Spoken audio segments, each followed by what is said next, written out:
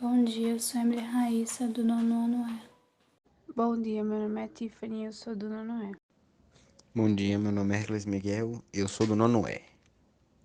Bom dia, meu nome é Genildo, eu sou da turma nono E. Bom dia, meu nome é Guilherme Cauã, sou do nono E. Bom dia, meu nome é Vitor Lima Rodrigues, do nono ano E da Escola João Bosco Ribeiro, e hoje viemos aqui nesse projeto de ciências falar um pouco sobre jovens olhares comunitários, sobre tecnologias sociais frente à pandemia. O tema do meu grupo foi Em tempos de pandemia, receita, ciência e tecnologia. Espero que gostem. Bom dia mais uma vez, pessoal. Meu nome é Vitor Lima Rodrigues, do nono ano E, e eu venho falar um pouco sobre a importância da vacina nos tempos de pandemia. A vacina ganha reforço neste ano com a pandemia do coronavírus. As vacinas resguardam a população de doenças que prejudicam o sistema imunológico e são essenciais para blindar o organismo contra infecções e bactérias. Também contribuem para a longevidade, já que estão na lista mundial dos mais importantes eventos para o aumento da expectativa de vida da humanidade. Como as vacinas contribuem na pandemia? Reduzindo o número de casos de doenças infecciosas em toda a comunidade, uma vez que a transmissão é diminuída, diminuindo o número de hospitalizações, reduzindo os gastos com medicamentos, reduzindo a mortandade e a erradicação de doenças. Como a vacina contribui para o fim da pandemia? Diante de uma pandemia, como a que se vive hoje, a vacina adquire a função de diminuir a quantidade de casos graves de uma doença. Em situações normais, o objetivo da vacina é impedir que o vírus retorne, mas na pandemia temos que ter uma vacina que seja capaz de reduzir a gravidade e, consequentemente, a mortalidade da doença, afirmou. As medidas de segurança como o uso de máscara, lavagem constante das mãos, uso de álcool em gel e distanciamento social devem ser mantidas por enquanto, porque ainda não se sabe se as pessoas vacinadas, além de protegidas da doença, vão deixar de transmitir o vírus. O que se sabe é que ela não vai adoecer depois de licenciadas as vacinas. Será preciso acompanhar os voluntários para ver quanto tempo a imunidade dura e se ela impede a infecção. Além disso, o número limitado de doses de vacinas disponíveis no mundo também impede o relaxamento da prevenção. Em um primeiro momento, não vai ter vacina nem para 20% da população, afirma Balalai. Nós teremos grupos salvos sendo vacinados, mas a vacinação em massa não vai acontecer de noite para o dia, diz a vice-presidente da SBIM. Muito obrigado pela atenção. Agora deixo com vocês um pequeno exemplo de como a vacina é feita e como ela é usada para ajudar a prevenir contra o coronavírus. Esse pequeno vídeo foi retirado do YouTube do Complexo Tecnológico de Vacinas Biomanguinhos.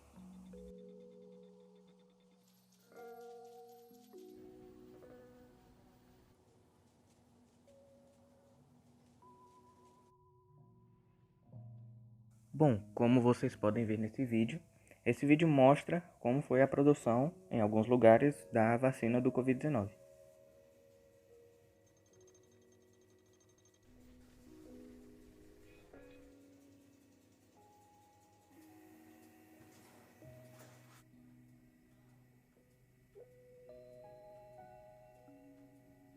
Bom, esse vídeo que está passando na tela de vocês foi a primeira mulher brasileira a ser vacinada pela vacina do Covid-19. Bom dia, meu nome é Genildo, eu sou aluno do nono ano E. Dentro dos hospitais, poucos aparelhos são tão importantes no combate à Covid-19 quanto o ventilador mecânico, também chamado de respirador pulmonar. Eles se tornaram conhecidos por serem usados nos casos mais graves da doença, que acometem 1 a cada 6 pessoas, segundo a OMS. Não à toa, há também muita discussão em torno de seu uso atualmente no país, de centrais criadas especialmente para contagem de unidades, como no Ceará, há denúncias de fraudes e superfaturamento nas compras em São Paulo. Os ventiladores mecânicos se tornaram uma peça-chave na pandemia de Covid-19 por tratarem ou curarem os pacientes. Porém, eles são mais específicos em dar o suporte necessário enquanto se recuperam da doença. Em casos graves, o vírus causa estrago nos alvéolos pulmonares que se dilatam e ficam porosos, o que prejudica a troca de gases. Respirar se torna mais difícil, tanto que a falta de ar ou fôlego curto são um dos principais sinais de alerta de que a situação pode se complicar. A falta de oxigênio pode levar à falência dos órgãos e à morte. E aí entram os ventiladores. Eles fazem o trabalho da respiração pelo paciente até que o sistema imunológico reage e combate o vírus. Agora eu deixo com vocês um vídeo demonstrando como é o funcionamento de um respirador. Nesse respirador você tem que colocar o gráfico do nível da condição da pessoa, do mais estável até o mais grave, e ele vai bombeando ar do tanto que a pessoa precisa para manter a pessoa viva. Bom dia, meu nome é Guilherme Cauã e eu vim falar sobre os medidores de temperatura. A medição de temperatura é um processo pelo qual se busca medir o grau de agitação térmica das moléculas de uma determinada substância. Termômetro portátil. O termômetro portátil é o tipo de instrumento utilizado para medir temperaturas em situações que não necessitam de medidas constantes, apenas eventuais e esporádicas. É o caso do termômetro clínico, aquele usado para medir a temperatura corporal. O termômetro digital com sensor infravermelho, que mede a temperatura de alguém ao ser apontado contra sua testa, virou equipamento de trabalho comum dos seguranças que controlam a entrada de parques, mercados, lojas, escritórios e etc. Com a reabertura do comércio e a flexibilização da quarentena, ele vem sendo usado como instrumento para detectar indivíduos com coronavírus. Obrigado. Agora deixo com vocês um exemplo de como esse aparelho é usado no dia a dia.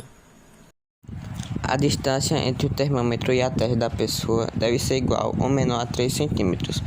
Por isso, estenda o braço para ficar mais distante possível. Pressione o botão circular e solte após 1 segundo. O termômetro vai emitir um sinal sonoro e mostrar a temperatura exata.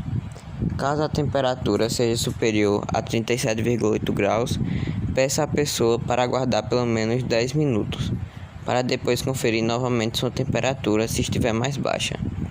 A pessoa poderá entrar ao devido local. Se continuar superior a 37,8, a entrada não será permitida. Bom dia, meu nome é Marcos Miguel, sou da turma do 9º E. Estou aqui para falar sobre máscaras. O uso de máscaras na prevenção do novo coronavírus. Antes da pandemia causada pelo novo coronavírus, era quase impensável ver grande parte da população usando máscaras de proteção na rua. Contudo, a situação mudou, principalmente após o governo do estado tomar seu uso obrigatório. Mesmo assim, ainda há dúvidas da parte da população quanto à necessidade e ao benefício do seu uso. Vamos te explicar qual a importância do uso de máscaras para a Covid-19, como era o melhor material para a confecção e como realizar sua higienização. Por que usar máscaras faciais para proteção? A Covid-19, doença causada pelo coronavírus SARS-CoV-2, é transmitida principalmente por meio de contato com pequenas gotículas que contêm o vírus e são expelidas por pessoas infectadas. Elas entram em contato com as nossas vias aéreas e o novo coronavírus pode começar a se multiplicar no nosso corpo. Portanto, o uso de máscaras é importante como medida de proteção, tanto para você mesmo quanto para pessoas ao seu redor. As máscaras funcionam como uma barreira física para a liberação dessas gotículas no ar quando há tosse, espirros e até mesmo durante conversas. Seu uso é importante principalmente em lugares que não é possível manter uma distância mínima de segurança. Apesar de sua eficácia, seu uso deve ser acompanhado de outras medidas de proteção, como a limpeza frequente das mãos e distanciamento físico de 2 metros de outras pessoas. Obrigado. Bom dia, meu nome é Marcos Miguel, sou da turma do 9º E. Estou aqui para apresentar um trabalho do professor Wallace. Bom, eu estou aqui para falar sobre as máscaras, como se usar adequadamente, porque tem muita gente que usa assim, mas não é para usar assim, tem que usar assim. Bom dia, meu nome é Tiffany, eu sou do 9º E e eu vou falar sobre cilindros de oxigênio. Uma das características mais marcantes do coronavírus é a infecção do sistema respiratório. É aí que se faz necessário o oxigênio hospitalar. É do ar que a gente respira que vem a matéria-prima da vida que faltou em Manaus. Quando estamos saudáveis, os 21% de oxigênio existentes no ar são suficientes para manter o corpo funcionando. Pulmões doentes exigem muito mais, e é de um processo industrial que se extrai o oxigênio puro. O ar é captado da atmosfera filtrado, comprimido e resfriado. Depois é purificado com a retirada de contaminantes. Em seguida, numa torre de destilação, os gases nitrogênio, orgônio e o oxigênio são separados.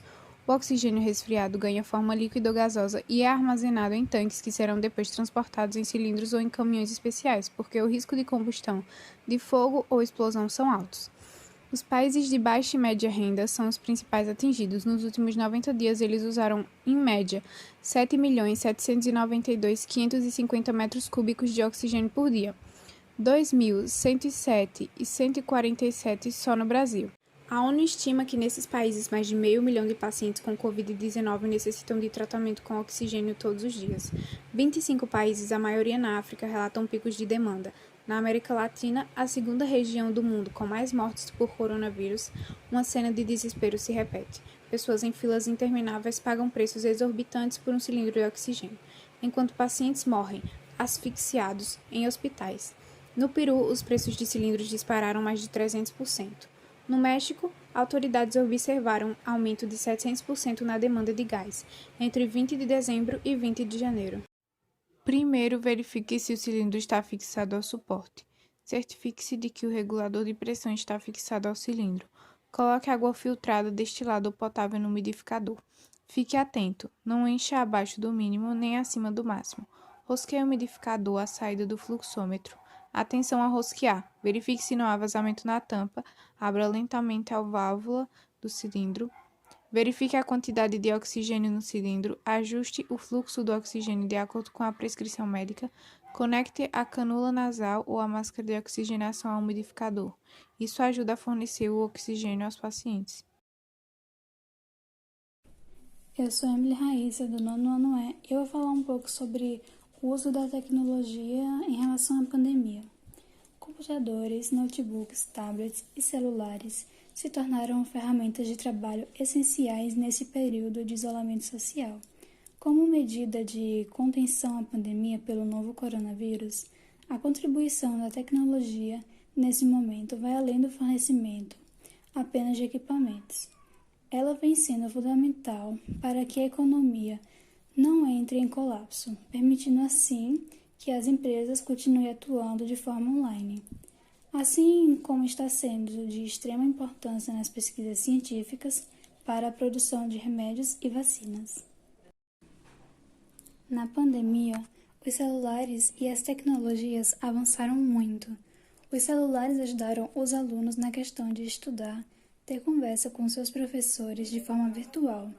Com trabalhos digitais, até 2040, 60% dos empregos serão digitais, afirma Luiz Felipe Ramos.